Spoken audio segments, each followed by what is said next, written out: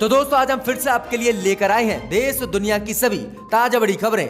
फटाफट एक एक कर विस्तार से आज आपको बताएंगे, तो वीडियो को अंत तक जरूर देखें। दोस्तों वीडियो बनाने में हमें काफी मेहनत लगी है, तो वीडियो को लाइक जरूर कर दीजिए। दोस्तों पहली बड़ी खबर में आपको बताएंगे जो बिग ब्रेकिंग न्यूज सामने निकल कर आ रही दोस्तों कि बिहार चुनाव में असदुद्दीन ओवैसी ने राजद कांग्रेस पर बोला हमला, कहा मुसलमान नहीं किसी के गुलाम, उनके वोट को अपनी जागीर ना समझे कांग्रेस राजद। तो वहीं दोस्तों आगे आपको बताएंगे कि हाथरस कांड को लेकर सुप्रीम कोर्ट का फैसला, यूपी से बाहर केस ट्रांसफर करने से कोर्ट ने किया इनकार। तो वहीं दोस्तों आगे आपको बताएंगे कि बिहार चुनाव को लेकर तेजस्वी ने ठोक दिया जीत का दावा, कहा 2/3 बहुमत से बिहार में बनने जा रही है महागठबंधन की सरकार। तो वहीं दोस्तों आगे आपको बताएंगे कि जम्मू कश्मीर को लेकर मोदी सरकार ने नया आदेश किया जारी, अब जम्मू कश्मीर में कोई भी व्यक्ति खरीद सकेगा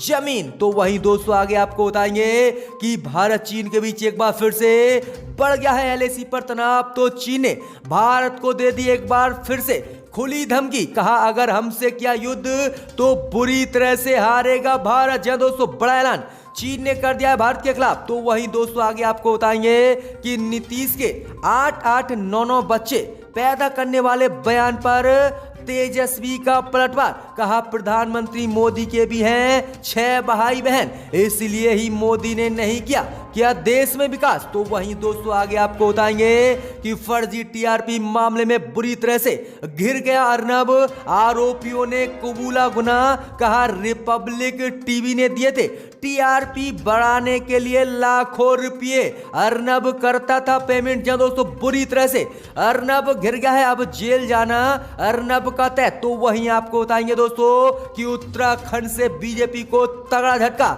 उत्तराखंड के बीजेपी मुख्यमंत्री पर हाई कोर्ट ने दिया एफआईआर दर्ज करने का आदेश, कहा इन्होंने किया है खूब भ्रष्टाचार। दोस्तों तो सभी खबरों को विस्तार से आज आपको बताएंगे, तो वीडियो को अंत तक जरूर देखें। इसी बीच बढ़ते दोस्तों पहली खबर की ओर, तो बिहार चुनाव को लेकर ओवैसी का कांग्रेस बीजेपी पर हमला, कहा मुसलमान किसी के गुलाम नहीं, उनके वोट को ना समझे कोई भी पार्टी अपनी जागीर। जय दोस्तों आपको बता दें कि बिहार विधानसभा चुनाव के लिए प्रचार करने पहुंचे एआईएमएम के नेता असदुद्दीन ओवैसी ने एक बार फिर से महागठबंधन और एनडीए पर हमला बोला है। असदुद्दीन ओवैसी ने कांग्रेस राजद पर हमला बोलते हुए आज कहा है कि मुसलमान किसी के बिहार में गुलाम नहीं है, इसलिए उनके वोट को कोई पार्टी अपनी जागीर नहीं समझे। आगे असदुद्दीन ओवैसी ने कहा है कि 2019 के लोकसभा चुनाव में महागठबंधन की हार अपने कर्मों की वजह से हुई थी। असदुद्दीन ओवैसी ने आरजेडी और कांग्रेस पर आरोप लगाते हुए कहा है कि ये उनके मानसिक दिवालियापन का परिचय है। असदुद्दीन ओवैसी ने कहा कि मैं बिहार में चुनाव लड़ने आया हूं, तो कांग्रेस और राजद वाले बोल रहे हैं कि बिहार में ओवैसी वोट काटने आया है। असदुद्दीन ओवैसी ने कहा कि अगर मैं बिहार में वोट काटने आया हूं तो किशनगंज की लोकसभा सीट आखिरकार कांग्रेस क्यों जीती, वहां से तो हमारी पार्टी का भी एक उम्मीदवार खड़ा हुआ था। तो असदुद्दीन ओवैसी ने ये काफी बड़ा हमला बोला है। इसी बीच बढ़ते दोस्तों अगली खबर की ओर, तो हाथरस कांड में सुप्रीम कोर्ट ने सुनाया अपना फैसला, केस को बाहर ट्रांसफर करने से साफ किया इनकार। जय दोस्तों आपको बता दें कि उत्तर प्रदेश के हाथरस में दलित युवती के साथ हुए गैंग रेप कांड को लेकर सुप्रीम कोर्ट ने अपना फैसला सुना दिया है। सुप्रीम कोर्ट ने अभी इस केस को किसी अन्य राज्य में ट्रांसफर करने से साफ इनकार कर दिया है। साथ ही कोर्ट ने कहा है कि जब तक मामले की जांच पूरी नहीं हो जाती तब तक इस केस को किसी अन्य राज्य में ट्रांसफर करने पर विचार नहीं किया जा सकता। साथ ही इस मामले की निगरानी अभी इलाहाबाद हाई कोर्ट करेगा। यह फैसला सुप्रीम कोर्ट ने हाथरस मामले को लेकर दिया है। भाई आपको बता दें कि परिवार ने मांग की थी कि हमें उत्तर प्रदेश की योगी सरकार पर भरोसा नहीं है, इसलिए कोर्ट जो है इस केस को दिल्ली या फिर राजस्थान ट्रांसफर करे और वहां पर हम इसकी न्यायिक लड़ाई लड़ेंगे। लेकिन कोर्ट ने अभी इस पर मना कर दिया है और कहा कि पहले इसकी जांच पूरी हो जाए, उसके बाद ही हम इस पर कोई एक्शन लेंगे। तो ये बड़ी अपडेट है दोस्तों। इसी बीच बढ़ते दोस्तों अगली खबर की ओर, तो बिहार चुनाव को लेकर तेजस्वी ने ठोक दिया जीत का दावा, कहा 2/3 बहुमत से वन नहीं है बिहार में महागठबंधन की सरकार। क्या दोस्तों आपको बता दें कि आज बिहार विधानसभा चुनाव के पहले चरण का मतदान हो रहा है। इस बीच तेजस्वी यादव ने आज बड़ा दावा करते हुए बिहार में अपनी जीत का दावा ठोक दिया है। तेजस्वी यादव ने कहा है कि बिहार में उन्हें 2/3 बहुमत मिल रहा है और 10 तारीख को महागठबंधन की बिहार में सरकार बनने जा रही है। वहीं तेजस्वी यादव ने ऐलान किया है कि उनकी सरकार बनते ही पहली कलम से 10 लाख युवाओं को बिहार के रोजगार दिया जाएगा। साथ ही तेजस्वी यादव ने ऐलान किया है कि सरकार बनते ही मोदी सरकार के तीनों कृषि कानूनों को बिहार में लागू नहीं किया जाएगा और इनके खिलाफ विधानसभा में विरोध प्रस्ताव लाया जाएगा, जिसके बाद मोदी नीतीश की मुश्किलें बढ़ गई हैं कि तेजस्वी यादव ने बिहार में जीत का दावा ठोक दिया है। इसी बीच बढ़ते दोस्तों अगली खबर की ओर, तो जम्मू कश्मीर को लेकर मोदी सरकार का बड़ा फैसला। अब दूसरे राज्य के लोग भी खरीद सकेंगे जम्मू कश्मीर में जमीन। मोदी सरकार ने दी आज इजाजत। जी दोस्तों, आपको बता दें कि केंद्र शासित प्रदेश जम्मू कश्मीर में अब देश का कोई भी नागरिक जमीन खरीद सकता है और वहां स्थायी तौर पर बस भी सकता है। मोदी सरकार ने इसी को लेकर एक नया नोटिफिकेशन जारी करते हुए इसकी इजाजत आज दे दी है। वहीं आपको बता दें कि अभी खेती की जमीन को लेकर इस पर रोक लगी हुई है, लेकिन आप इंडस्ट्रीज या रहने की जगह अब जम्मू कश्मीर में खरीद सकते हैं। मोदी सरकार ने इसकी आज इजाजत दे दी है। वहीं आपको बता दें कि इस पर अब सियासी बयानबाजी भी तेज हो गई है। राज्य के पूर्व सीएम और नेशनल कॉन्फ्रेंस के नेता उमर अब्दुल्ला ने मोदी सरकार के इस फैसले पर हमला बोला है। उन्होंने कहा है कि जमीन के मालिकाना हक के कानून में जो मोदी सरकार ने बदलाव किए हैं उसे स्वीकार नहीं किया जाएगा। क्या अब जम्मू कश्मीर बिकने के लिए तैयार है? जी दोस्तों, ये बड़ा हमला उमर अब्दुल्ला ने मोदी सरकार पर बोला है। इसी बीच बढ़ते दोस्तों अगली खबर की ओर, तो भारत चीन तनाव को लेकर मोदी की बड़ी मुश्किलें। भारत को फिर से चीन ने दी धमकी, कहा हमसे किया युद्ध तो बुरी तरह से हारेगा भारत। जी दोस्तों, आपको बता दें ये बड़ी खबर सामने निकल कर आ रही दोस्तों कि इन दिनों भारत और चीन का तनाव एक बार फिर से बढ़ता हुआ दिख रहा है। जी दोस्तों, आपको बता दें कि चीन ने आज फिर से भारत को खुली धमकी युद्ध की देते हुए हार की भविष्यवाणी कर दी है। जी दोस्तों, आपको बता दें कि जब से बिहार चुनाव का सिलसिला शुरू हुआ है तब से चीन ने लद्दाख को छोड़कर भारत के अरुणाचल प्रदेश में अपनी सैन्य गतिविधियां बढ़ा दी हैं, जिसको लेकर भारतीय सेना ने भी चिंता जताई थी कि कभी भी अरुणाचल प्रदेश में घुसपैठ या फिर हमला चीन कर सकता है। अब इसी को लेकर आज चीन ने भारत को खुली धमकी दी है। जी दोस्तों, आपको बता दें कि चीन के मंत्रालय और चीन के मुख्य पात्र सामना ग्लोबल टाइम्स ने कहा है कि मोदी सरकार के कुछ मंत्री मानते हैं कि भारत चीन से जंग जीत जाएगा, तो ये उनकी गलतफहमी है। भारत 7 जन्मों में भी चीन से युद्ध नहीं जीत पाएगा। वहीं चीन ने खुली धमकी देते हुए कहा है कि भारत से चीन 100 गुना शक्तिशाली है और वह अगर युद्ध करता है चीन से तो चीन से भारत को हार के सिवा कुछ नहीं मिलेगा। जहां दोस्तों ये बड़ा बयान और बड़ी धमकी चीन ने भारत को आज फिर से दी है। इसी बीच बढ़ते दोस्तों अगली खबर की ओर, तो बुरी तरह से अपने ही बयान पर घिरे नीतीश। तेजस्वी का पलटवार, कहा प्रधानमंत्री मोदी के भी हैं 6 भाई बहन। जी दोस्तों, आपको बता दें कि बिहार चुनाव के दौरान नीतीश कुमार ने हाजीपुर में एक रैली के संबोधन के दौरान कहा था कि जो लोग बिहार में 8-8, 9-9 बच्चे पैदा कर रहे हैं, क्या वे बिहार का विकास करेंगे? अब उनके इसी बयान पर तेजस्वी यादव ने पलटवार किया है और नीतीश कुमार अपने ही बयान पर बुरी तरह से फंस गए हैं। तेजस्वी यादव ने मंगलवार को कहा है कि कहीं ना कहीं नीतीश कुमार अपने बयानों से प्रधानमंत्री मोदी पर निशाना साध रहे हैं, क्योंकि प्रधानमंत्री मोदी के भी 6 भाई बहन हैं, इसलिए मोदी को 6 साल सत्ता में हो गए और उन्होंने विकास नहीं किया है। तो ये बड़ा हमला तेजस्वी ने नीतीश के ही बयान पर बोल दिया और बुरी तरह से अब नीतीश कुमार अपने ही बयान पर फंस गए हैं। इसी बीच बढ़ते दोस्तों अगली खबर की ओर, तो उत्तराखंड से बीजेपी को तगड़ा झटका। बीजेपी मुख्यमंत्री त्रिवेंद्र सिंह रावत की बड़ी मुश्किलें, कोर्ट ने एफआईआर दर्ज कर जांच करने के दिया आदेश। जी दोस्तों, आपको बता दें ये बड़ी खबर सामने निकल कर आ रही दोस्तों कि उत्तराखंड के मुख्यमंत्री और बीजेपी नेता त्रिवेंद्र सिंह रावत को हाई कोर्ट से तगड़ा झटका लगा है। हाई कोर्ट ने उनके खिलाफ भ्रष्टाचार के आरोपों की जांच सीबीआई को सौंप दी है।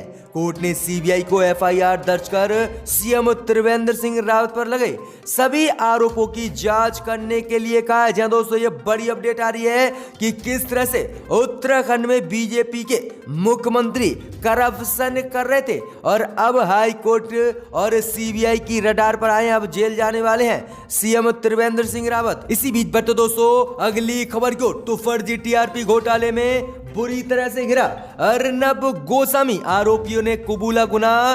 अर्नब ने दिए थे लाखों रुपए टीआरपी बढ़ाने के लिए, अब अर्नब का जेल जाना तय। जहां दोस्तों आपको बता दें ये बड़ी खबर सामने निकल कर आ रही दोस्तों कि मुंबई पुलिस ने फर्जी टीआरपी मामले में अब तक 10 लोगों को गिरफ्तार किया है और 10वीं गिरफ्तारी अभिषेक व्यक्ति के नाम से हुई है। वहीं आपको बता दें कि अब अभिषेक ने जो है मुंबई पुलिस के सामने कबूल किया है कि उसे रिपब्लिक टीवी और न्यूज नेशनल चैनल की तरफ से टीआरपी को बढ़ाने के लिए रकम मिलती थी। वहीं उसने कहा है कि ये रकम वह अपने कुछ साथियों के जरिए बांट लेता था और बैरोमीटर से छेड़छाड़ कर इन 2 चैनलों की टीआरपी बढ़ा देता था। भाई आपको बता दें कि अभिषेक के 2 साथी पहले ही मुंबई पुलिस ने गिरफ्तार कर लिए, जिनसे भी पूछताछ चल रही थी। तो अब बुरी तरह से अर्नब गोस्वामी फंस गया है कि अब अर्नब का जेल जाना बिल्कुल तय है।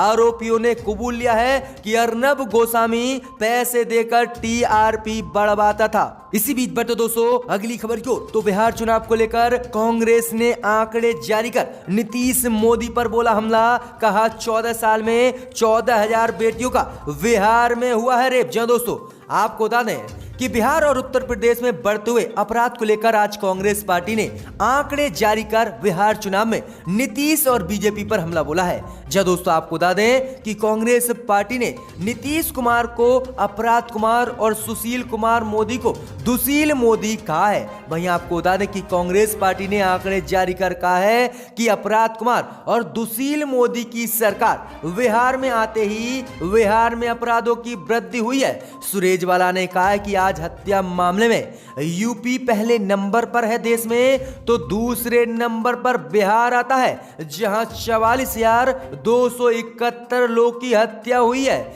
और वहीं 14 वर्षों में 1,45,494 दंगे हुए हैं। तो वही 14 साल में 14,000 बेटियों के साथ रेप हुआ है। तो ये बड़े आंकड़े जारी कर कांग्रेस पार्टी ने आज बिहार चुनाव को लेकर नीतीश और बीजेपी पर हमला बोला है और जवाब मांगा है। इसी बीच बट दोस्तों अगली खबर की ओर तो बिहार चुनाव में ओवैसी के गठबंधन ने किया ऐलान। कहा अगर हमारी बनी सरकार तो बिहारियों को नहीं जाने देंगे बाहर। जय दोस्तों आपको बता दें कि एआईएमआईएम मायावती और रालोसपा का बिहार में गठबंधन है और रालोसपा प्रमुख उपेंद्र कुशवाहा ने आज इसी को लेकर बिहार में बड़ा ऐलान किया है। जब दोस्तों आपको बता दें कि उपेंद्र कुशवाहा ने कहा है कि अगर बिहार में हमारी सरकार बनी तो सभी वर्ग के उप मुख्यमंत्री होंगे।